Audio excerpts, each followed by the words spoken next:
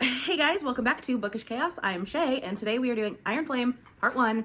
I am so happy to be back. I realized that because I posted the Fourth Wing Part 2 video, it'll go up tomorrow morning, that it doesn't seem like I've been gone, but I've been gone for like a month and a half because life. And I'm not currently getting paid for this, so my investment is slightly lower than it would be were I monetized, but I'm not. So, okay. My notes begin with, OMG, let's go, bitches. Okay, quick recap. Fourth Wing. We meet Violet and all of her friends. We are at Basgaiath War College. You go with her through training and threshing, aka getting a dragon, but plot twist, Violet gets 2, and we learn that her little golden dragon is a hatchling. Taran is everyone's favorite grumpy dad of a dragon. We get more schooling, we learn to ride, and then war games begin. Violet is a lightning wielder, and Jack is buried under an avalanche of rocks. Yay! We then have Reunification Day, gross, aka the day that all the rebellion children's parents were murdered and the day that Brennan, her brother, was murdered. Early in the morning after the party, they get called in formation for more war games. Xaden's team gets sent to Athbean.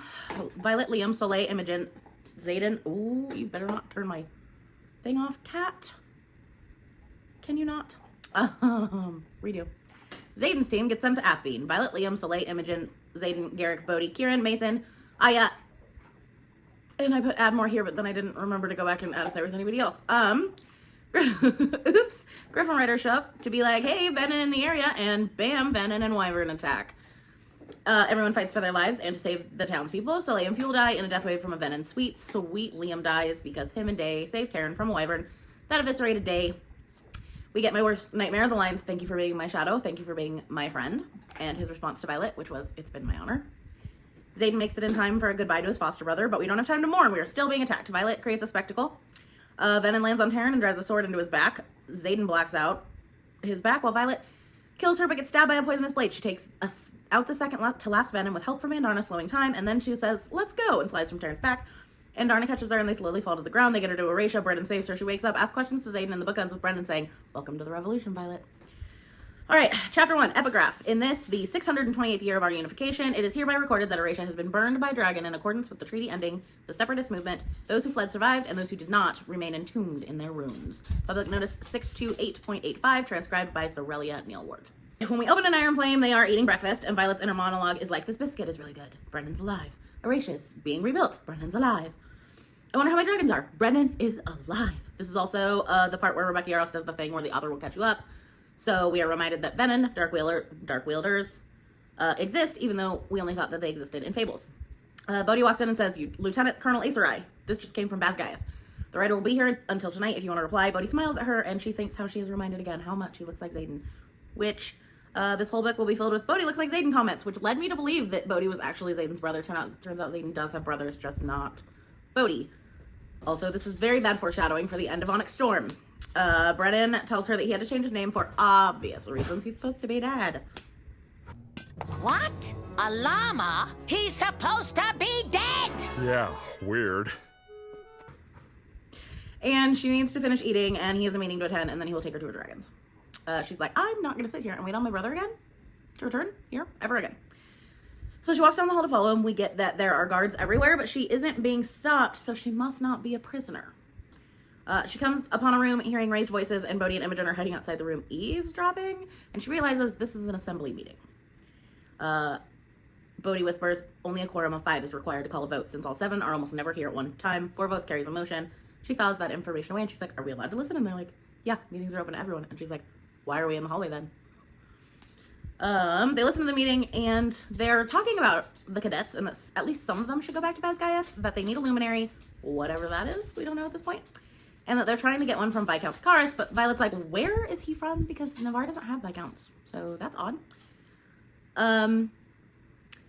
Listening to them talk about sending the cadets back, nausea rises like a tide. The war games. We're supposed to be finishing the last competition of the year between the wings of the Riders Squadron at Basgaiath, and instead we entered deadly battle with an enemy I thought were only folklore last week, and now, well, we're here. In a city that isn't supposed to exist, but not all of us. My throat tightens and I blink back the bird in my eyes. Soleil and Liam didn't survive. Liam, blonde hair and sky blue eyes filled my memory.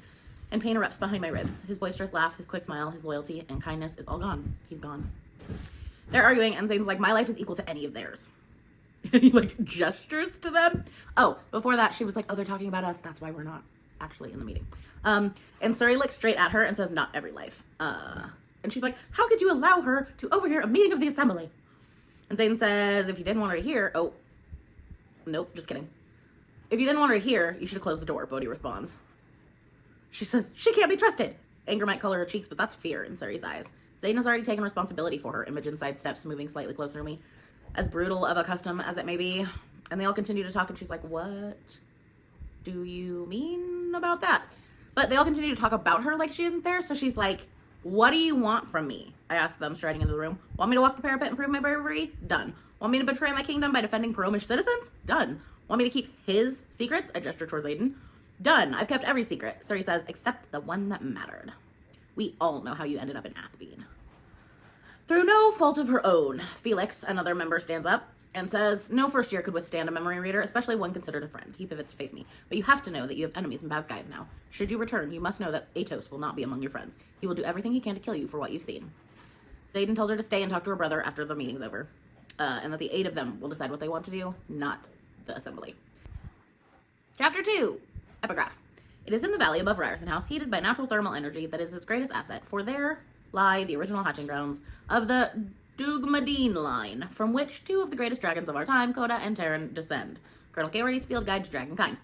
Brennan does that thing that family members do who haven't seen you in forever and think they're still entitled to talk about your life. Like you should give a shit. He's like, you look different, but like not in a bad way. I was 14 the last time you saw me. He says he was relieved when he heard that she survived threshing, and she's like, you knew? Of course he knew. And he says, I knew. And then Ryerson showed up with you stabbed and dying. I'm so damn glad you're healed and that you've made it through your first year. Mira helped, she says. And he's like, the armor? And she's like, yeah. She's like, she gave me your book too. And he's like, I hope it helped. And she's like, it did. So she's like, exactly how are you alive? I shift my weight to one leg, crossing my arms. Where's Marb? What are you doing here? What are you doing here? Why didn't you come home? One at a time, he holds up his hands like he's under attack, and I glimpse a rune-shaped scar on his palm. Tell me how she knows that there's a rune-shaped scar on his palm when she doesn't know what runes are yet. He's like, Naelin was the siphon who died trying to save you, according to Professor Kaori. She tells Terran, I'm sorry your rider died saving my brother. And Terran says, we will no longer speak of the one who came before. Brennan tells her Naelin didn't fail, but it cost him everything. I woke up on a cliffside not far from here. Marb had been wounded, but he was alive too. And the other dragons, there are other dragons here. They saved us. Hid us in the network of caves within the valley. Caves within the valley. Wonder if we'll see those again in this book. Then later with the civilians who survived the city being scorched. I wrote, when she notices the rune-shaped scar on his hand, I'm like, bitch, how? Then he tells her Marb is in the valley with the others, has been in the valley with the others for days, keeping watch on Yor and Darna, with Terran and Sigel. And since you woke up, Ryerson. He tells her he's here because he couldn't go back to Navarre and pretend they weren't the bad guys. He said her and Mira had their dad. And she's like, until we didn't. She turns to look at the map. Unlike the one at Basgaev, which is updated daily with Griffin attacks on the border, this one reflects the truths Navarre is hiding. The region of the Barrens, the dry desert-covered peninsula on the southeast that all dragonkind abandoned after General Daramore ruined the land during the Great War, is completely painted in crimson. The stain stretches into Breivik, over the Dunas River. What have to be newer battle sites are marked with an alarming number of bright red and orange flags. The red ones mark not only the oceanic eastern border of the Crovelin province along the Bay of Malek, but are heavily concentrated north into the plains, as well as spreading like disease, even infecting dots of Signisin. So the orange ones are heavily concentrated along the Stonewater River, which leads straight to Navarre's border. The cat just fell off the couch. Brennan tells her that they've known about the wyvern for only a few months, but doesn't know where they're hatched. And she's like, made? And he's like, hatched? And she's like, don't you remember the fable book that Dad read us? They are made by their venom, they're not hatched. She brings up that Felix thinks they have a year to turn it around, and Brennan thinks it's 6 months. The red flags are all from the last few years, and the orange ones the last few months. At this rate, they've been expanding not only their numbers of wyvern, but in territory. I think they're headed straight up the Stonewater River.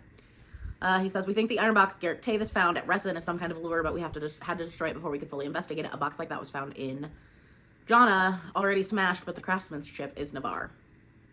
She brings up calling it a revolution, not a rebellion, and she's like, you think that you can win? And he's like, we aren't attacking Navarre like Fen did. P.S. We have Wardstone, but it's useless. No one knows how to create wards anymore. Chapter break.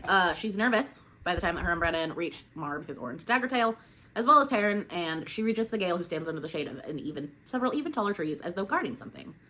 And Darna. Sigale snarls at Brennan, baring her fangs, and taking one threatening step in his direction, her claw fully extended. And she's like, whoa, that's my brother. And Brennan's like, she knows, she just doesn't like me, never has. But also, does Sigale hate Brennan because of him and Naolan were lovers? He could have been a distraction where Naolan needed to focus on Taryn's safety, maybe?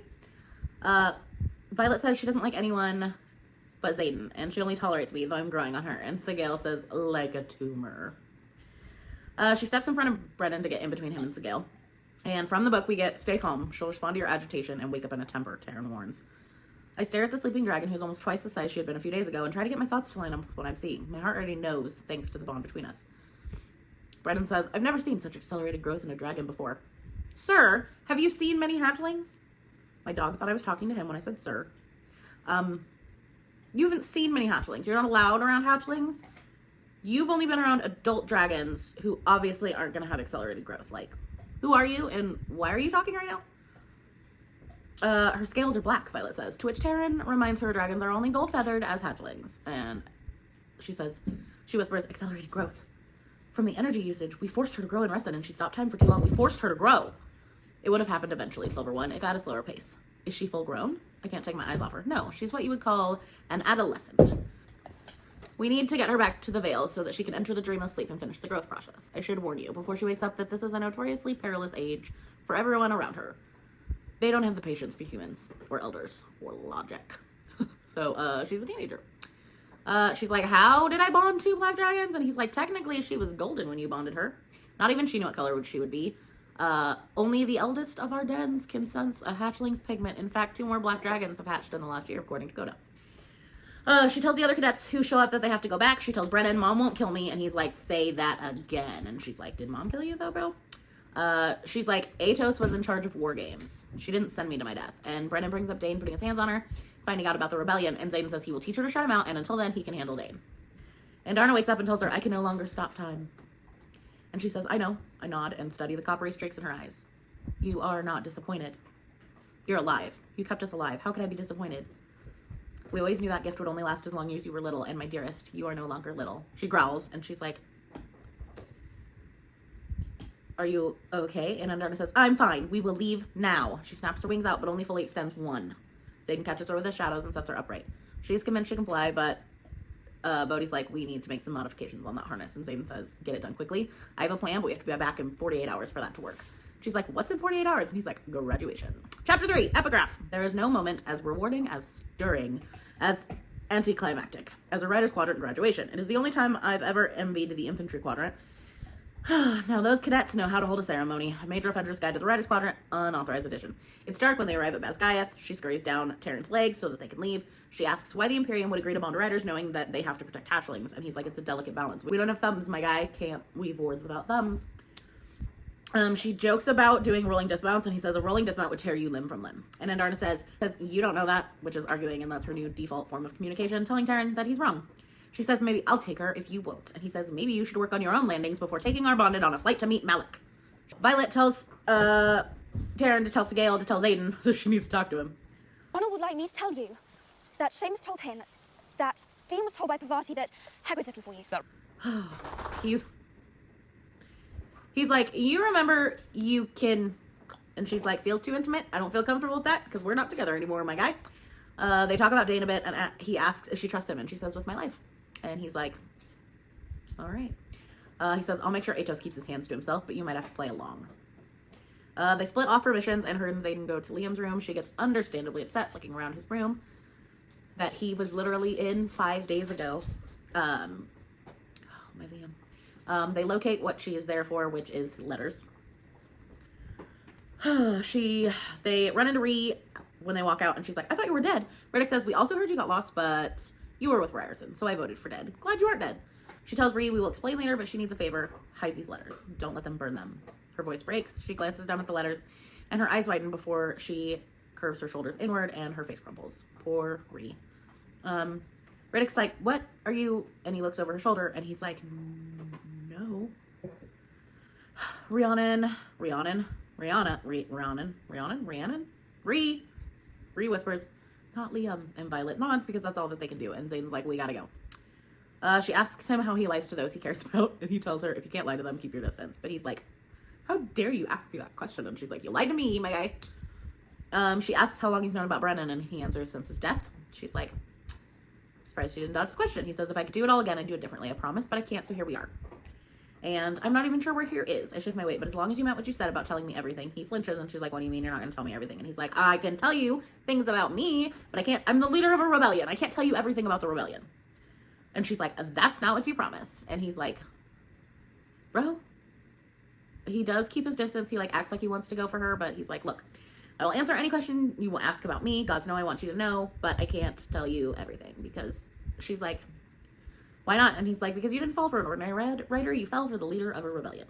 Revolution. They're in a revolution, not a rebellion. She's like, I won't trust you until I have full disclosure, but it's time for the plan. Roll is being read, and they hear Garrick Tavis, Zayden Ryerson. Captain Fitzgibbon's voice carries over the formation as he reads from the death roll.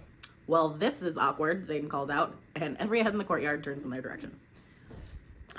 Chapter 4, Epigraph. As dragons ferociously guard both their young and any information regarding their development, only 4 facts are known about the dreamless sleep. First, it is a critical time of rapid growth and development. Second, the duration varies from breed to breed.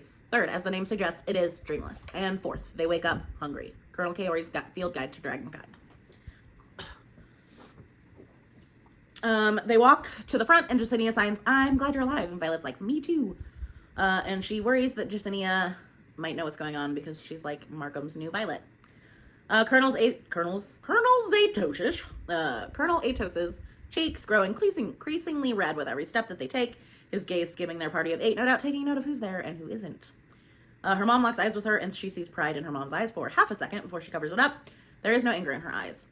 Fear or shock, just relief. She wasn't in on Atos's plan. Why were they reported for the death roll? My mother asks Colonel Atos, her eyes narrowing. A cold breeze blows past. Though it's a momentary relief from the shifting heat, I know what it really means. The general is pissed. Daddy Atos says, they've been missing for 6 days. Maybe we should report them for desertion. And Zane's like, you want to report us for desertion? You sent us into combat. And you're going to report us for desertion. And Lilith is like, what is he talking about? And Atos is like, I have no idea. Zane replies, I was directed to take a squad beyond the wards to Athbean and form the headquarters for Fourth Wing's war games, and I did so. We stopped to rest our right at the nearest lake, and we were attacked by griffins. It was a surprise attack. They caught Day and Fuel unaware. They were dead before we had a chance. We lost Liam Mari and Soleil Tellery. He looks over his shoulder and says, we almost lost Sorengale. The general turns and looks at her for a minute. Atos says, he's lying. Terran says, he's only behind the ridge line if she needs him. And Garrick whispers, breathe or you'll pass out. Garrick, always making sure everybody's fine. Zayden says, surely if you don't believe me, then General Sorengale can discern the truth from her own daughter. And she steps up and says, it's true. And Atos yells, lies! And Lilith is like, shut the fuck up. Go on, Cadet Sorengale. Zayden reminds her in her head, selective truths, no lies. Short version, she tells her story. They flew for Athbean, they stopped at the lake. She saw 2 griffins appear with their riders, but everything happened so damn fast. Soleil's dragon was killed and Day was gutted. Holding in her coat jacket the Andarna that Liam carved for him Sir. Go away. Holding in her hand in her jacket the Andarna that Liam carved for her before he died, she continues, we didn't stand a chance beyond the wards, General. And then Lilith asks, I held Liam as he died. There was nothing we could do for him once day passed. And then I was stabbed with a poison-tipped blade. She looks at Atos and says, but when we sought help in Athbean, we found the entire outpost deserted and a note that Wing Leader Ryerson could choose to keep watch over a nearby village or race to El Tubal. Zayden hands the missive to Lilith and says, not sure what the destruction of a foreign village had to do with war games, but we didn't stick around to find out. Cadet Sorengale was dying, and I chose to preserve what remained of my squad. I chose to save your daughter. Violet says it took days to find someone capable of healing her, though she doesn't remember. And when her life was out of danger, they flew for Basgaeth, and they arrived about half an hour ago, as I'm sure can verify. And the bodies, Atos asks? Zayden steps up and says, Sorengale wouldn't know.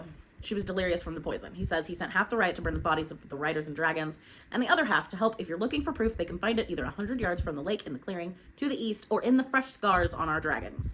Lilith turns to Atos and says, this is your handwriting. You emptied a strategically invaluable outpost beyond the wards for war games and like frost blooms across the dais because she's hella pissed. And he's like, you told me they were at my discretion. And she's like, clearly your discretion lacks common fucking sense. She goes, they're all dismissed. And Atos whispers, you will not get away with this. And we both know you weren't taken off mission by griffins. And Violet's like, what else could have possibly delayed us? And slaughtered 2 dragons and their riders. I narrow my eyes and let my rage shine through. He got Liam and Soleil killed. Fuck him. Surely, if you think there's another threat out there, you'd want to share that info with the rest of the quadrant so we can adequately train to face it. And he calls Violet a disappointment. They head back into formation. Dane comes at her hands fucking first. And she says, touch me and I swear to the gods I'll cut your fucking hands off and let the quadrant sort you out in the next round of challenges, Dane Atos. Zane gets in his face and says, you should take her at her word. In fact, if you don't, I'll take personal offense. She made her choice and it wasn't you. And more threats. And he says, but if you think of reaching for her face, I want you to remember one word. And Dane's like, what is that? And he leans in and says, Athbean. And then he tells him to get back in formation, squad leader, before I lose all pretense of civility on behalf of Liam and Soleil. They get in formation. Rhys says, that was interesting. Nidhi says, that was hot. And Imogen says, love triangles can be so fucking awkward. Don't you think? And she just like shrugs at Violet. Chapter 5, Epigraph. After 3 consecutive deaths of prisoners during his interrogations. Ugh. If you can hear that, ignore the thunder. It is this command's opinion that Major Burton Barish should be reassigned from an active wing until further notice. Missive from Lieutenant Colonel de Grenzy, Samara Outpost, to General Milgren. I stopped recording for a minute to get up and like walk around, and I just realized that Hemi put one of his toys up here, and I don't know when he decided, yes you, I don't know when he decided that that was where his toys needed to live, but apparently he wants his toys in the video. Is that what you want? You want your toys in the video? You do? Can you lay down, please? Can you lay down, please? Mm-mm. Leave your sister alone, please. Lay down. Go lay down.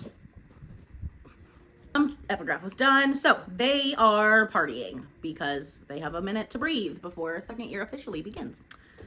Everything's overflowing with food and pitchers of sweet wine and frothy ale and a lavender lemonade that has its fair share of distilled liquor.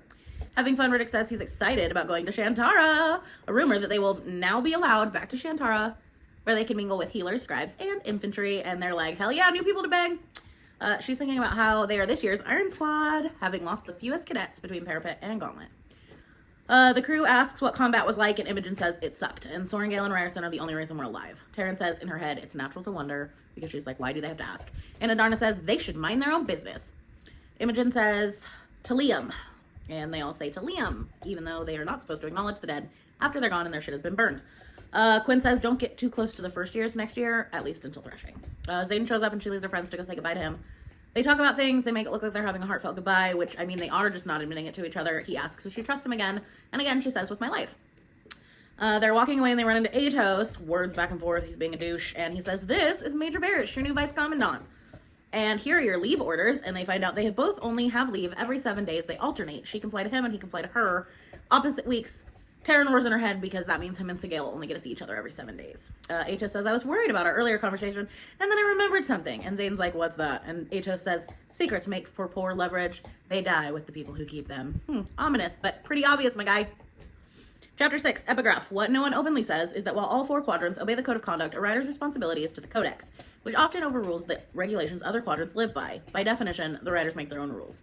Major Offender's Guide to the Riders Quadrant, unauthorized edition. Zayden says, good thing we're not keeping secrets. And Atos says, do be careful who you share your war stories with, Violet. I'd hate to see your mother lose either of her daughters.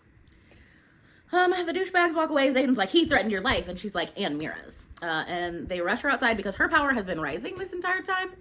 And she lets out a strike when they get outside. Zayden uses his shadows to shield the people that are in the courtyard. And she's like, sorry, as the debris falls. He's like, well, we know alcohol doesn't dampen your signet.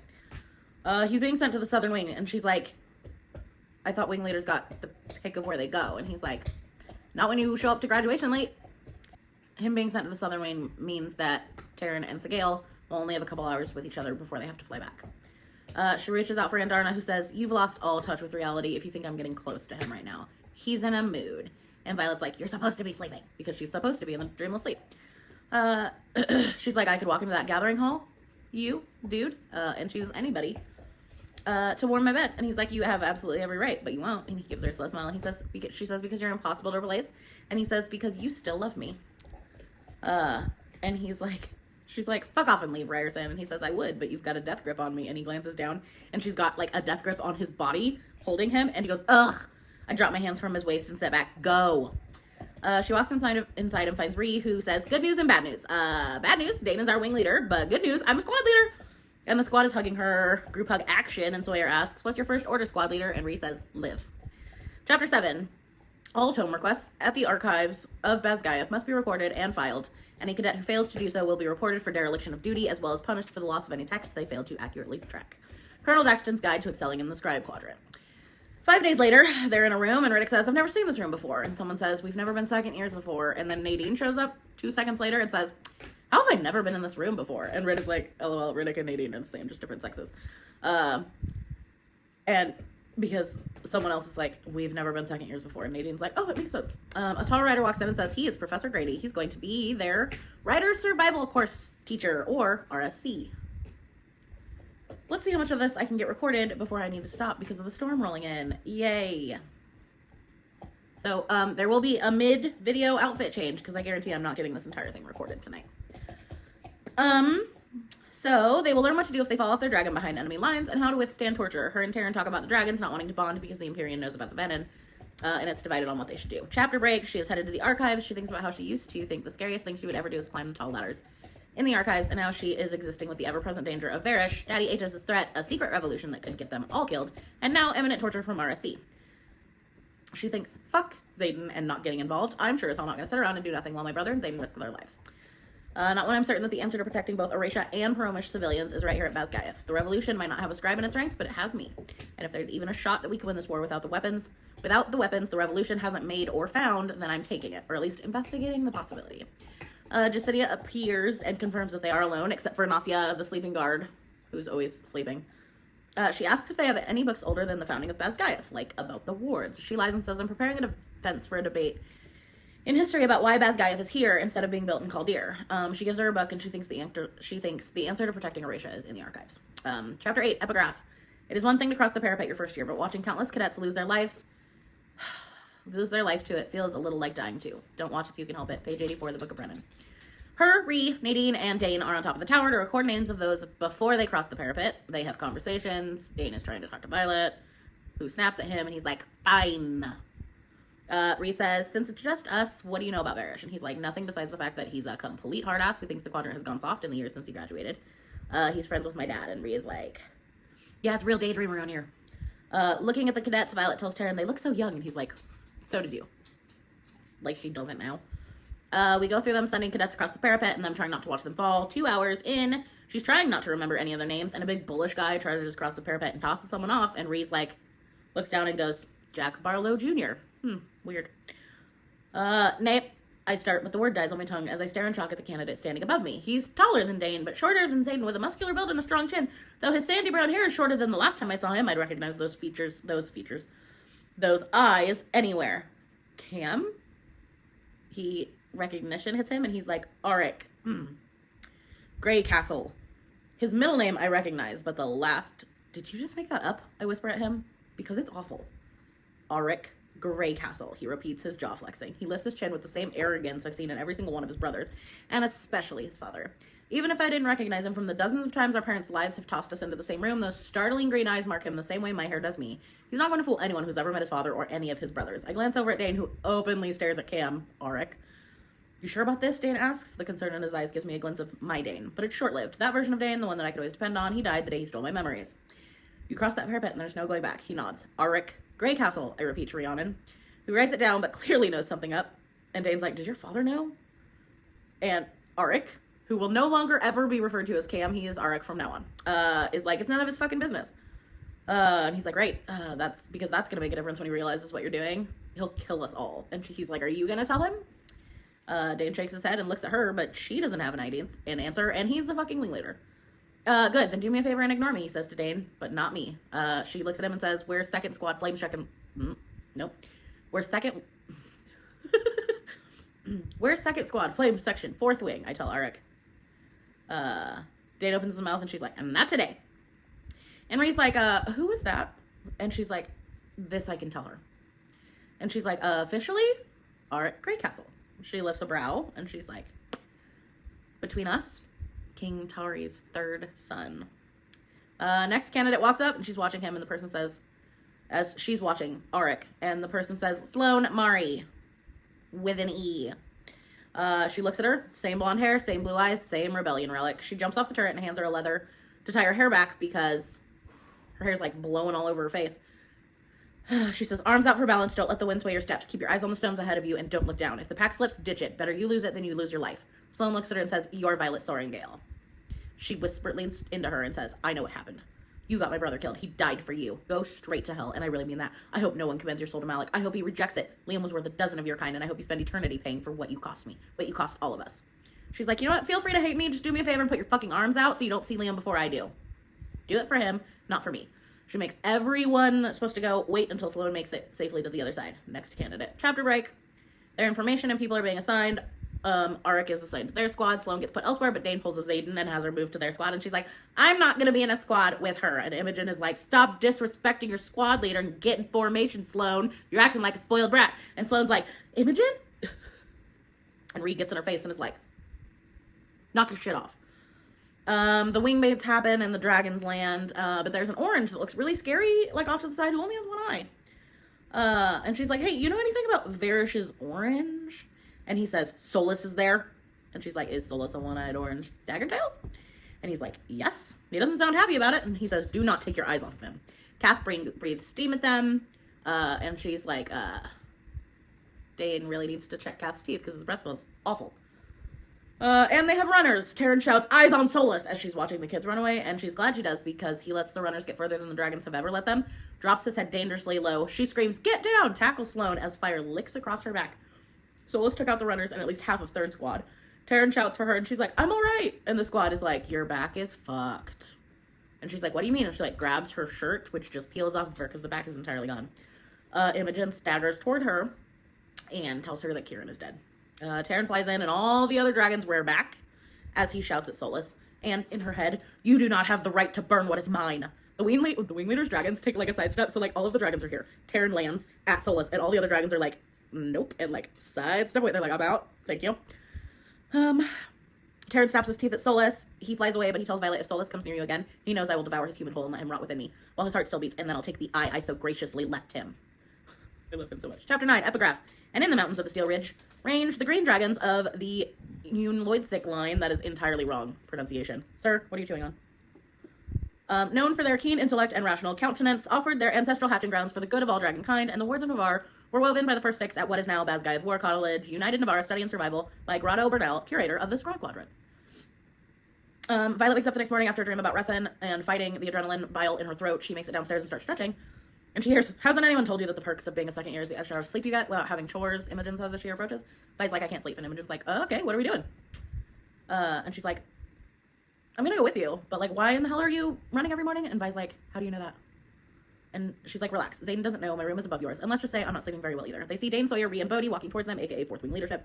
She's like, so why are you running, Sorengale? Because I generally suck at it. I answer, I'm good in short bursts, but anything longer than that and I won't make it. Her gaze snaps. Imogen like looks at her and her eyes widen, but they're all there, so she can't say anything right now. Rhea's like, oh, why are you running with Imogen? And she's like, we're just going for a run. And she's like, with Imogen? And Imogen's like, yep.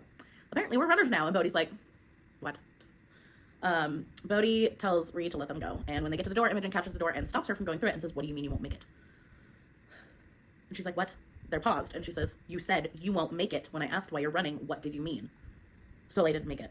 My gaze locks with hers. She was on the ground when she killed her. I watched it happen. I watch it happen every night when I close my eyes. It spreads so quickly, and I know I can't run. Can't outrun it. Not if I'm too far from Taryn. Yet, Imogen says, I know, you're very scared. You're very scared. Let me finish this chapter, and then I'll stop, okay? Yet, Imogen says, yanking open the door. We're not fast enough yet, but we will be. Let's go. Chapter break. We're in battle brief. And Rhea's like, do you have a good run this morning? And Violet's like, I don't know about good, but it was effective, yes. They learn of 2 attacks. One was Athby, and she drops her pen, and Markham the Dick is like, something to say, Violet? And she's like, as far as I know from what you've taught me in preparation for the Squad Quadrant, outposts are rarely ever attacked. More battle brief talk, and then she gets shields. Taryn growls, and she pulls them back up. She's like, I didn't notice they'd slipped. And he's like, they should be like clothing at this point. Surely, you'd feel a breeze were you to lose those. After class, she chases Bodhi down and tells him she wants to help. And he tells her, survive your second year and strengthen your shield, Sorengale. That's your job. Imogen shows up and Quinn asks her to go to lunch. Rhea is like, when they walk away, tells Violet that she thinks the school is hiding something from them. And Rhea's like, fuck, she can't know. And Rhea's like, something weird is happening in the Healer's Quadrant. Nolan looks like shit. Varish has this back room that is now guarded. And Riddick is like, maybe they brought in some Promish prisoners and Nolan has to heal them after Varish breaks them. She excuses herself to finish United Navarre, a study in survival. But she realizes it just regurgitates the unification bullshit. She heads to her room, changes for assessment day, and Rhea's like, are you mad at me? And she's like, why? And she's like, because you're avoiding me? And Violet's like, no, I'm not mad at you. I love you, bitch. While they're at assessment day, Sloan is like, I want her. And Emateria was like, I know who trained her. No, you don't. Someone yells her name, and I wrote JBJR, Jack fucking Barlow Jr., and his red rammed eyes are like, Sorengale, and Nadine jokingly says, I'm Violet Sorengale, and he snaps her neck. How long is my chapter 10? Can mom make it through chapter 10 really quick? Chapter 10, epigraph. It's not unheard of that a candidate enters the writer's quadrant having been paid to assassinate a cadet. I'm sorry Mira was targeted, but proud to say she dispatched the threat quickly. You have enemies. General official notice from Commandant Panchak to General Sorengale. Violet is like, bitch, you just killed my Nadine. And she fights him. He chokes her, and Arnie yells for her. She yells, sleep! But he's huge, and he lands on top of her. She stabs him in the kidney repeatedly like Zayden taught her. He dies. She rolls him off of her. Her throat is fucking raw from him choking her. Dane comes at her, and she rasps out, don't fucking touch me! And Emateria is like, can I touch you? Realizing that she rasped it out at Dane very loudly. He checks her eyes with a light and realizes she is concussed, but she doesn't want to leave assessment day the same way she did last year. She whispers at Imogen, Atos sent him. I think we're being targeted. She gets to her room, and Zayden is there. She says it's been, oh yes, I forgot. JFB Jr. was like, secrets die with those who keep them. Anyway, she gets to her room, and Zayden is there, and she's like, it's been 8 days. And he's like, I know, from what Terrence showed Segale, I should have told my commandant to fuck off. My commander, not commandant. My commander to fuck off and have been here sooner. She tells him Colonel Atos sent him. I'm sorry I couldn't kill him. Oh, and he says, I'm sorry I couldn't kill him. And he's like, the first? She's like, the first year or Atos? And he's like, both. Chapter break, she asks about Samara. He tells her it's different and it's hard to fit in, and it's because of his last name, not the relic. Because the older writers are easier on Garrick, who has a relic but isn't a Ryerson. She asks about the ward.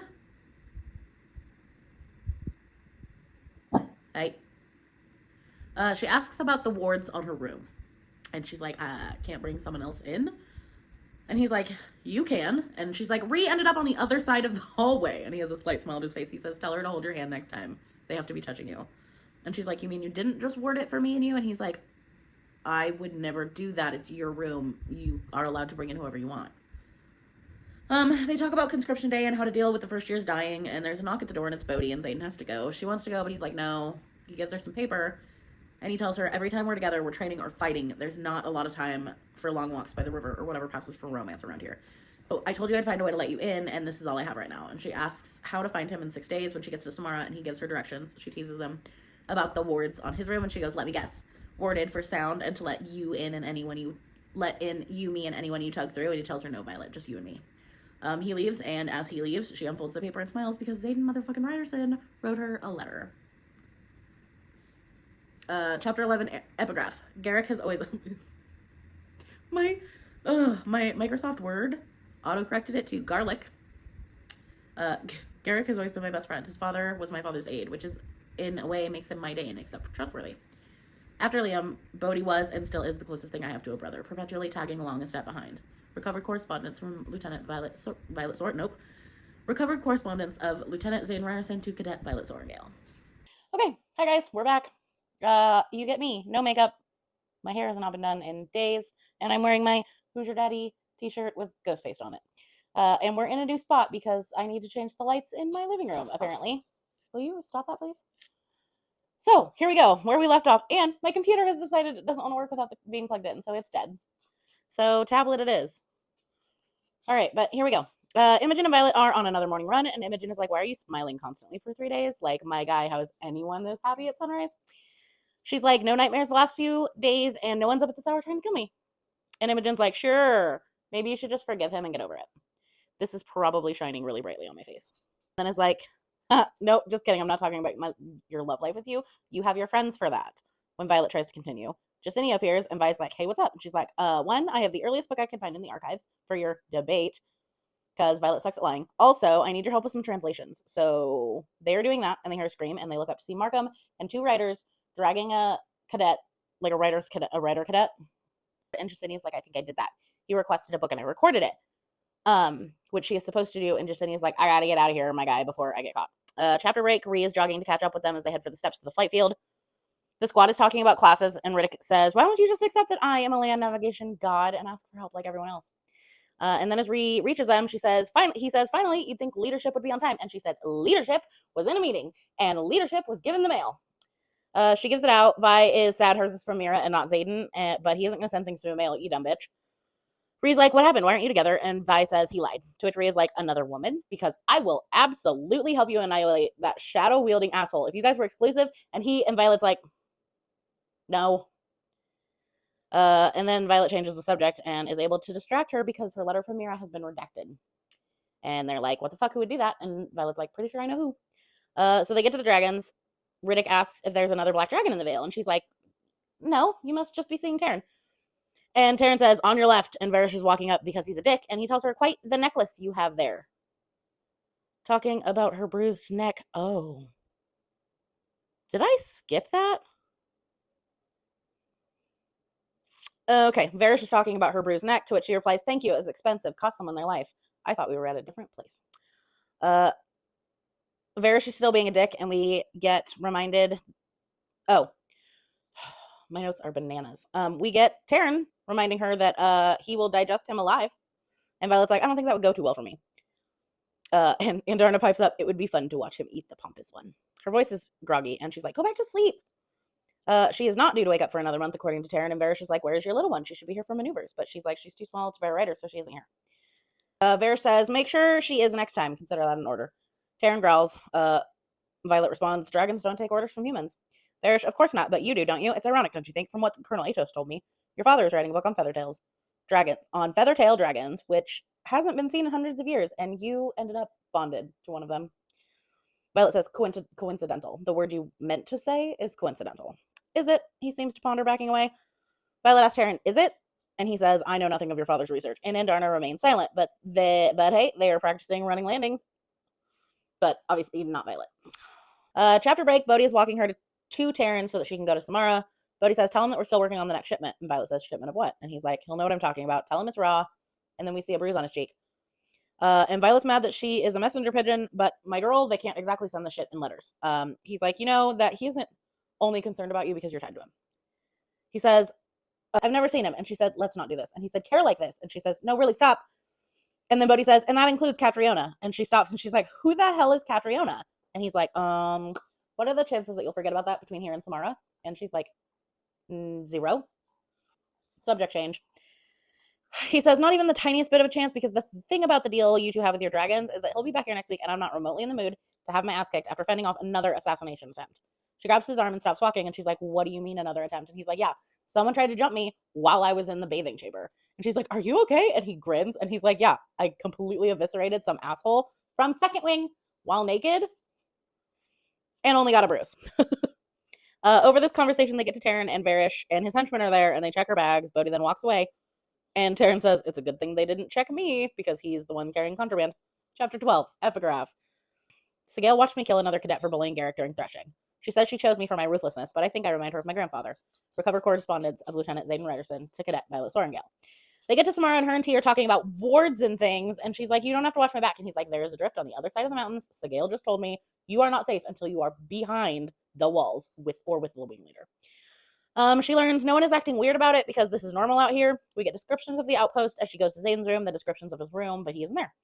She can feel a tugging sensation, though, like she used to find him on reunification day when she, felt him and it pulled her towards the parapet. So she decides that she's going to follow it, and it leads her downstairs, way downstairs, where she finds Zayden in a fighting pit fighting a dude. She's talking to a chick next to her who says they're fighting because there was only one pass for lieutenants. That guy's got it, and Zayden wants it. Zayden has his shields up, so he doesn't know that she's there, but he lets him slip long enough for her to say, stop playing with him and finish this, because he's not going all out on this guy. So he does, and then he's like, tell me what you're thinking. And she says, she thinks, I want to bang him, but I don't trust him. And she says, hypothetically, if I wanted you to kiss me, but only kiss me, and then he is like, all right, and then they're making out. It gets hot and heavy, they have mental dirty talk. She's like, let's bang it out. I know I don't trust you, and we aren't technically together anymore, but let's just do it. And he's like, I want you more than my next breath, but nope, I need 3 little words from you. And he says, I'm not going to use sex as a tool to get you back, not when I want to be here. And he points at his heart, and I wrote barf. More back and forth about last year, and she says he says he was a fool because last year he was like, I don't want anything serious. So he changes the subject with food. You want food? And Violet's like, I need a shower. So X goes to get. Oh, I wrote X goes. X Zayden. I put him as X in my notes because I don't want to write out Zayden every 5 seconds. He says, go shower in my room. I will go get food. That's what the extra door in my room is. It's a private bathing chamber. And she's like, how'd you get one? And he's like, it's amazing what you get when no one wants to room with Fenrison's son. And then he leaves. An hour later, they're eating and talking about things. And he's like, so they didn't search Taryn. And they're discussing wards and how the one thing that can kill venom powers the wards. And it's the alloy that Brennan mentioned. And he gives her one of the daggers. And he says, the blade is silver, she says, the blade is silver, sharpened on both edges. The hilt is the same matte black as the one she used in Ressin, and the one that had been on Lilith's desk. That the power comes from the metal in the hilt, a blend of materials that are capable of holding power. These hold extra power to boost the wards and extend them. There is an entire armory downstairs boosting the wards. That's why outposts are placed strategically. Words are hard today. And the wards can falter because they only hold so much, and once it's used, it has to be imbued again. Imbuing means leaving power in stasis inside of an object. And not everyone can do it. And the daggers are a new thing right before the rebellion started, and they have been smuggling out daggers since Sagael chose him. Chapter 13, Epigraph. Though the chain of command may be consulted, the final say in any academic punishment or repercussion lies with the Commandant's office, Article 5, Section 7, the Dragon Riders Codex. On the way back, she asks Taryn if he knows how to raise wards, and he's like, despite what you may think, I am not 600 years old. And Violet's like, I figured I'd ask in case we were holding back secret dragon knowledge. And he's like, I'm always holding back secret dragon knowledge, but the wards are not among it. And he says we're being ordered to the practice grounds with Kar and Varish waiting. She says he's been planning my punishment. And then Taryn asks her what she wishes to do, and she says, I'm not sure I have a choice. So an hour later, she is wielding, being watched by Kar and Varish. Her body feels weak, her arms are wobbly and tired. Varish says, again, Violet Sorengale. No. Again, Cadet Sorengale, he commands, smiling at me. Like he's simply exchanging pleasantries. Bruggen and Solus stand as far away from Taryn as possible, since he snapped at their necks around strike 13. He tells her to keep going unless she would like to spend the foreseeable future in the brig. I am so sorry about the shaking. My dog keeps bumping this, but this is what we gotta do. She is now at strike 32, and he says, again, and she yanks off her jacket, and Andarna sleepily calls her name, and she tells her, go back to sleep, because she should be sleeping, but she's awake because Violet's in distress. Kara says, I've never seen her produce more than 26 strikes in an hour, Major. She's at risk of overheating and burning out if you continue to push her like this. Varish says, she can take it. Kar warns, all it takes is her slipping in her grounding or exhausting her physically, and she will burn out. Punishing her for insubordination is one thing, but killing her is another. Which sounds nice. It sounds like Kar's being a good guy, but the only reason that Professor Kar is doing that is because of her signet. Varish says, again, unless your golden one would like to fly up and say hello, and Andarna says, this is about me? Taryn tells her it's an example of what happens when dragons choose poorly. Solus should have never given this barbarian more power. Andarna says, I can feel this draining you. I'll come. Varish. Violet says, you'll do no such thing or you risk every feathertail in the Vale. Do you want someone who takes joy in the pain of others like Varish bonding a hatchling? He makes her go until her grounding dissolves and her arms are so tired that she can't stop the strike. She is close to death. Her body starts glowing red, and she is close to burnout, and Taryn shouts for her to cut it off mentally. Finally, she does. Kar says they're done, and he tells her you need food and a cold bath. Taryn grabs her with his claws and flies, and he drops them both down into a cold river, the icy cold river, where like the snow from the mountain is melting. And he tells her he's already called for support. And she hears someone yell her name, and Imogen falls to her knees beside her in the river. And she says, what the hell happened to you? And Violet says, too many strikes. Imogen, Bodhi, and Aya all came to help. Kier, Bodhi's dragon, is like, she needs food now. Bodhi tells her this won't happen again. He will take care of it. And I love how much he cares for his cousin's girlfriend. There are lots of theories about Bodhi having a thing for Violet, but I don't particularly like those theories. I think he just really cares about the people he cares about care about. Chapter break, Violet and Imogen are sparring in the gym watching Sloane. And Imogen asks if Violet's friends still think she lost control over Signet. Imogen's like, you should tell them. They may not be as safe, but you would be safer. Jasek is beating Sloane's ass. And Violet tells Imogen that she thinks Markham was behind his brother's death. Because Jasek is the one whose brother was hauled off by Markham and the two riders that we saw with Jesinia. Arik asks, why is she bad? I thought all the marked ones were trained. And Imogen says after Zayden began climbing the ranks, they stopped training the marked ones. They talk about Sloane's first official match, and Violet's like, I know who it's going to be. And they're like, why? Her and Imogen have super funny banter, which ends with Imogen saying, you wish you were my type. Imogen confesses that Sloane is refusing help from her as well, and she's offered. Turns out Violet is bad at physics. Someone grabs her shoulder, and she reacts. Dagger to the throat, and Riddick's like, whoa. She's like, these assassination attempts are getting to me. And Riddick's like, bitch, I'm good at physics. I can help you. And Imogen calmly says, you shouldn't sneak up on people. But her stance and dagger in her hand say otherwise. Because Imogen's like, you really shouldn't sneak up on people. But Imogen was like in fight stance as soon as Violet like reacted. Imogen compliments Ree on doing her job before she leaves, and the rest of the Second Year Squad head to physics until they are grabbed, bags thrown over their heads. Chapter 14, epigraph. There is a natural distrust that must be overcome between infantry cadets and riders. This exists mainly because riders will never trust that infantry has the courage to hold the line when dragons arrive, And infantry will never trust that the dragons won't eat them. Major Offender's Guide to the Writer's Quadrant, unauthorized edition. Violet wakes up to this scent of something icky filling her lungs. Yay, smelling salts. And an infantry professor backs away from her, telling Professor Grady she's awake. She asks what's going on while she adjusts to being awake, and Taryn says, the course humans wouldn't have to take if they would simply stay seated, known as RSC. Ree, Sawyer, and Riddick all look confused as well as 4 writers from 2nd Squad, Flame Section, 2nd Wing. And Violet's like, at least it wasn't an assassination attempt. Taryn said it will be if we aren't back at Basgaeth when Sigale arrives tomorrow. She's like, if it does last that long, fly back to her. I will be fine. She looks around and sees the infantry cadets, and we get that, like, look at them in their matching uniforms, all uniformly looking the same. And we are awesome because we're writers with our special modified outfits, and it's ridiculous. And so she's doing this. And so she had been thinking this in between telling Taryn to fly back if Sigale comes tomorrow and they're not done. And he's like, and leave you to fend for yourself. Grady's like, sorry about that. Hydrate. They drink the water, and she's like, it has something else pungent and like floral to it. And then boom, no one can hear their dragons. Squad talks. There's introduction. The squad's like, and they're all like, introductions are done between the writers. Dyer the healer is the only important name we need to care about. Grady clears his throat and says, welcome to the first joint land nav exercise. He gives a map to Tomas and a map to Ree. They learn that this is what their operations would look like, with writers, infantry for fighting, a scribe to record the event, and healers. Obviously, their job is self-explanatory. They are to find the location on the map and secure it, and then they will be free. He's like, oh, hey, we needed to level the playing field so you can't fully communicate with your dragons. It's like a tea, and it dulls your, I call it a serum, but they're not that sophisticated. It's a fucking tea. It dulls your connection and your signets, which is why they need to create a serum that blocks that. It dulls your connection and your signets, which why would they need to create a serum that would do that? Because we learn later that Xaden's like, what do you mean signet blocking serum? So they weren't doing that at least 2 years ago. Also, P.S. Your dragons are hunting another group, and their dragons, plus some unbondeds, will be hunting you. Have fun. I'm not going to play-by-play this chapter for you. Dyer is a healer and is like, I have bandages if you need to wrap something, because he overhears Riddick ask her if her shit is wrapped. They are trying to navigate, and they're all walking around, and Bade, Drax, Dragon, Jack fucking Barlow, who at this point we think is dead, who almost killed Violet. Solus is like, bitch, I'm gonna kill Solus. Bade is like, bitch, I'm gonna kill you. She almost kills a lot of people, and she ends up torching Tomas. It takes forever for them to realize that they have 2 different maps. Chapter 15. There's this course second year that I can't tell you about, other than, let's say, it's hell. My only advice, don't piss off anyone else's dragon. Page 96, the Book of Brennan. They finally find a place to rest, and Riddick asks if she's got dinner, and Violet's like, I'll grab some when I'm done. Infantry caught a good amount of rabbit. That should be done cooking any minute. Riddick says, they're way better at that than we are.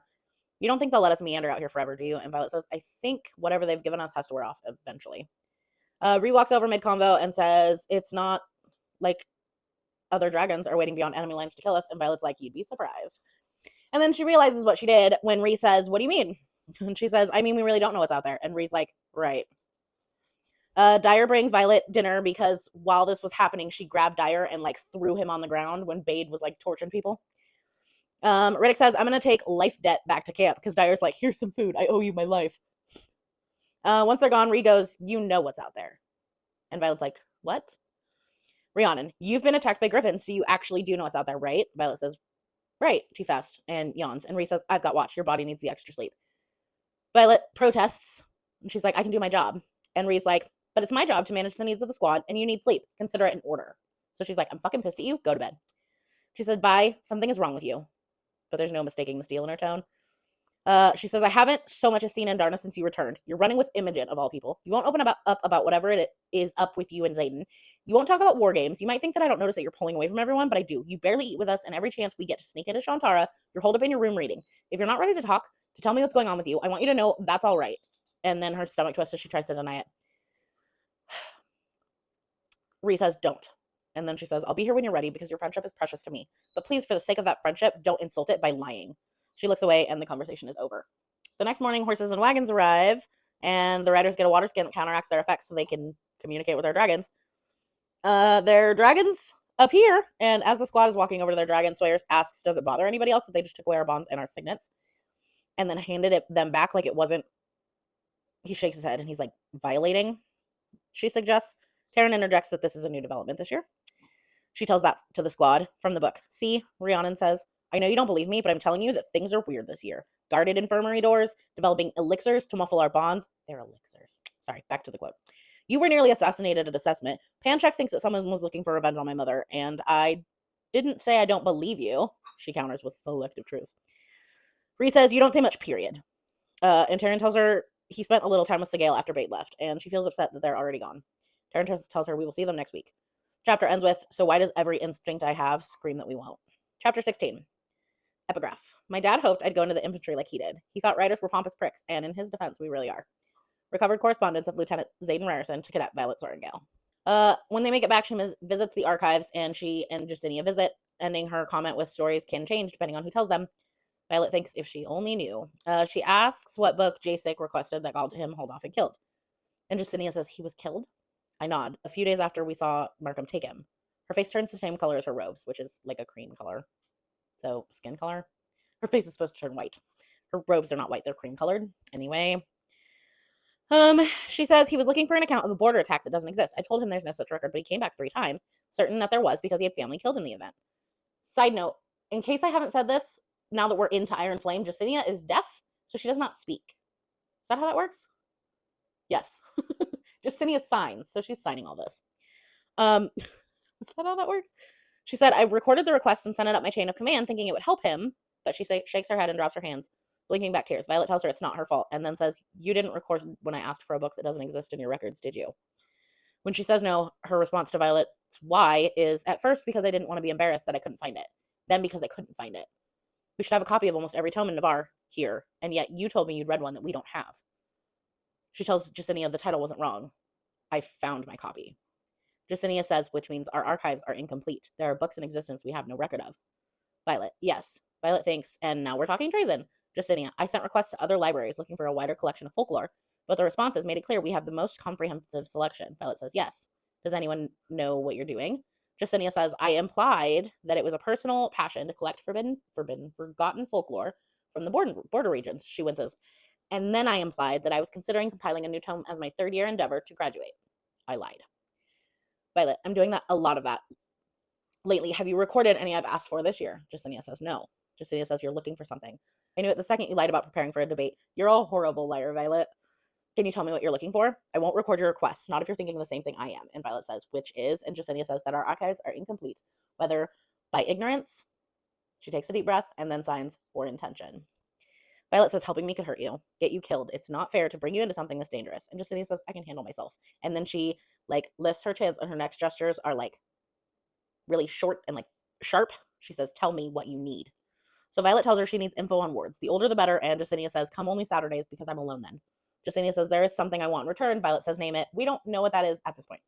Side note, it is the book of folklore that she has from her dad. So, chapter break, Sloane's first match. She tells Rhee this time that Sloane will win. Rhee says, Riddick said Nolan couldn't even see him and an injured cadet until after supper. He's been in the secretive room with Varish. He walked out with an air wielder who looked just as haggard as Nolan. Riddick and Sawyer start calling out scores for punches, 6, 5, that was really bad. 2, you call that a punch? 9, like that. Yonan and Violet talk about how Arik can fight because he's had the best tutors and King Tari hasn't come looking for him at Basgiath yet. Sloane's turn. Dasha, her opponent, has red-tinted lips, meaning that she ate what Violet planted for her. Rhea's like, what aren't you telling me? And Violet says, if you don't know, you don't have to feel guilty about reporting it. Just trust me. And for once, Rhea just nods and lets it go.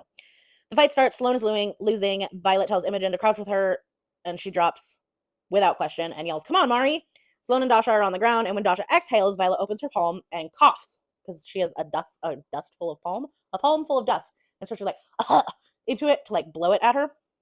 Dasha's eyes glaze over. Violet yells, get up, Sloane, now. It makes her angry, but she does, and she lunges for Dasha. She gets her and yells, yield, a few times until Emma Dario calls it. Imogen whispers, what did you do? And Violet says, what needed to be done? And Imogen's like, I see why he picked you. So after the match is done, Sloane is like, I won! And Violet's like, no, I won it for you. And Sloane's like, Liam didn't need help to win. Which Imogen says, no, he did need help. Violet saved his life during war games. He fell off Days back, and it was Violet and Taryn who caught him. And Violet is like, oh, BT dubs, I have Liam's letters for you. And she's like, no, you don't. They burned everything. And she's like, no, I have them. There's 80 of them or some ridiculous number. And she's like, here's the deal. You're going to start training with Imogen and you're going to do whatever she tells you to. And once a week, we'll give you a letter of your brothers to you as motivation to continue to do what Imogen fucking tells you to. Chapter break. Next day, Jesinia brings her the unabridged history of the First Six, and she hands over the Fables of the Baron. She hides away to read every available second. It goes into detail about the complex interpersonal relationships of the First Six and even some of their battle experience during the Great War. But the enemy is labeled only as General Daramore and allies as the Isle Kingdoms. The next Saturday, she brings her a book by one of Professor Kaori's predecessors and why Basgiath was chosen. And the only thing she gets out of it was why Basgiath was chosen for the location of the wards. When she opens her door to leave, Varys is there with his henchmen and they dump out all of her shit as usual. Varys says, then we'll escort you to your dragon. You can't be too careful around here given the rash of attacks these last few weeks. He tilts his head. Funny that most seem to be focused on those of you who disappeared during war games, don't you think? He notes that they weren't at flight maneuvers, and she finds out why he warned her about it at Samara. Xaden is on a 24-hour duty in the ops center, and she doesn't have clearance. So Taryn and Sigale can have time together, but not her and Xaden. Chapter 17, Epigraph. Many historians choose to ignore the sacrifices made by both humans and dragonkind to establish Navarre under the First Wards in favor of praising the spirit of unification. But I would be remiss not to mention the losses suffered both in terms of the ancestral hatching grounds of each dragon breed and the civilians who did not survive the continent-wide migration that resulted from the opening of Navarre's borders, or those lost when we closed them. The Sacrifice of Dragonkind by Major Deandra Naveen. Imogen and Violet are talking about how Bodhi can't keep moving maneuvers for the section and talking about Xaden stuff. And Imogen says, I'm only giving you however long it takes us to reach the battle brief room. So if you need to talk, this is your chance. Since I've noticed you're still icing out your friends, which is a mistake. Violet tells her Xaden is telling her to avoid them if she can't lie. And then she talks more about their feelings. And then my favorite thing, the armoire analogy. While trying to talk about if she should trust him from the book. We get, Violet. All right, let's say that you're with someone and one day a battle axe comes hurting out of an armoire. Out of his armoire. An armoire? I really wish you would go back to confiding in Rhiannon. She shakes her head. And nearly kills you. Violet continues without, stopping. Wouldn't you demand to see the rest of the armoire to make sure there are no other battle axes poised to strike before you get back together with them? Imogen says, there's always a battle axe, Violet, because that's normal. Imogen, you don't want normal. If you did, you'd be in a relationship with Atos. She shudders. Or hell, anyone else in this place, but you wanted Ryerson. If you didn't think the man was hiding more than a few battle axes, then you're mad at the wrong person because you lied to yourself.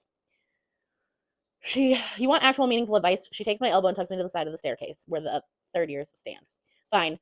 Everyone fails land nav the first time. We're egotistical assholes who can't handle being wrong. The instructor just wants you to feel bad about it, which is clearly working. Not to mention that you have bigger issues to worry about than a man, like how you're going to survive the rest of RSC, including the interrogation portions where they will beat the shit out of you for fun. Like, I don't know, going to war.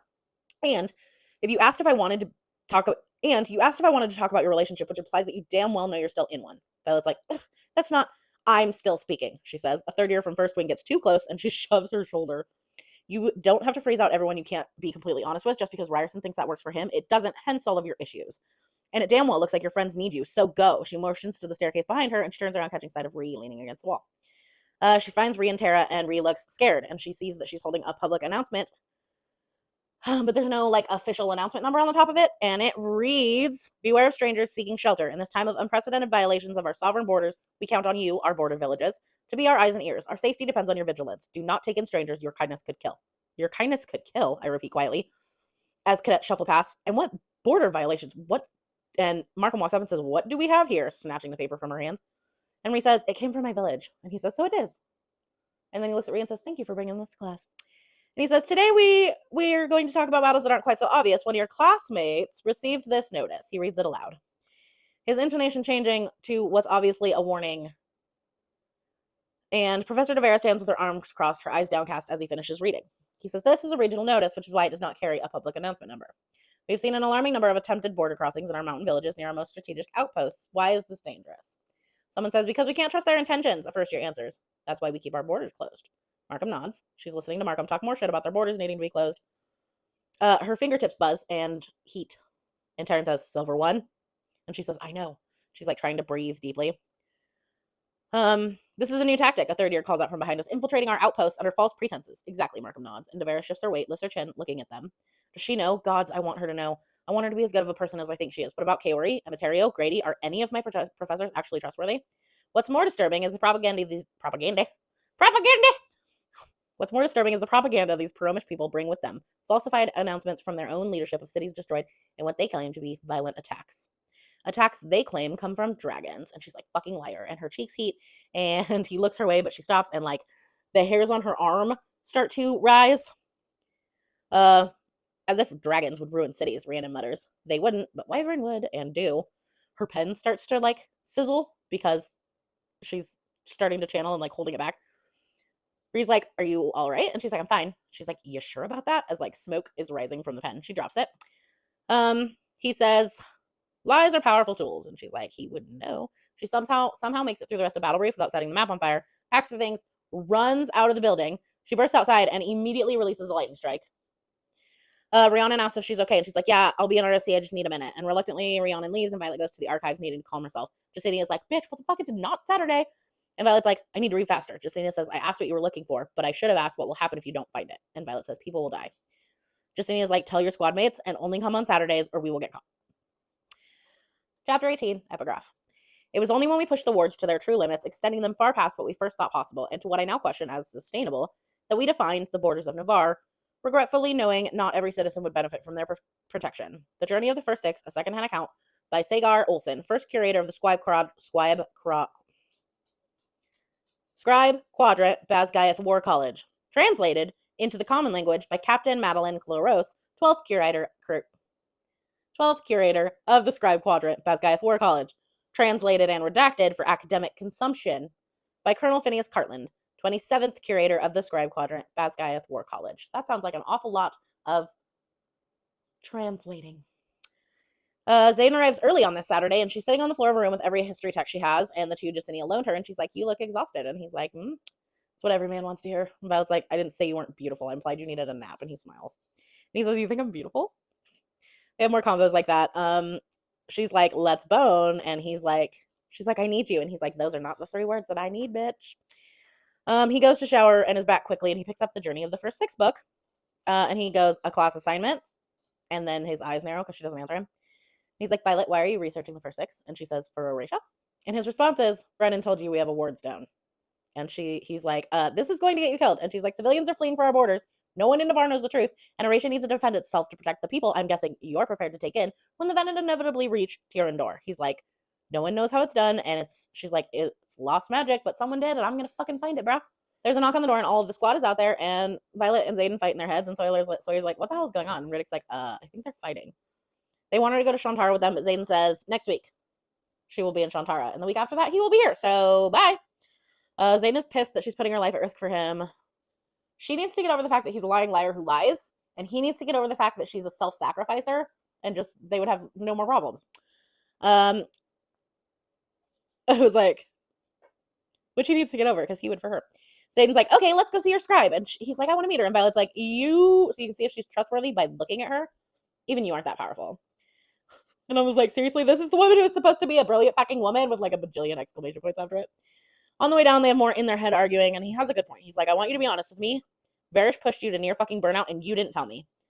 Or that you wielded in the middle of the courtyard after battle brief.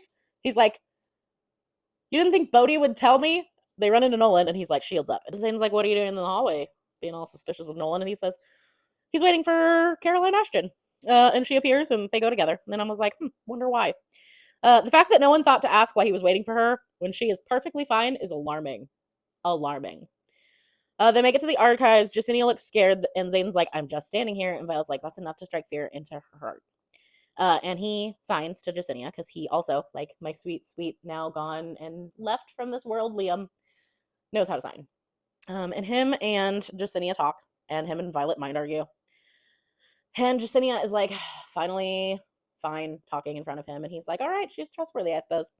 So they argue all the way back up to her room, and he's there when she falls asleep, and she wakes up in the morning, and he's gone, and the other side of her bed has not been slept in. Thank you for being here for Iron Flame Part 1.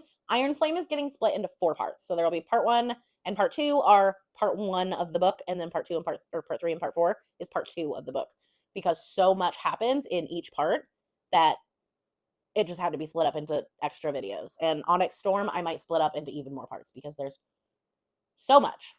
Or I won't. I don't know. I guess we'll see. But thank you for being here. I will see you guys next time. I don't know what my next video will be, but that'll be fun. Make sure that you like this video, subscribe to my channel, and I will talk to you guys later. Bye.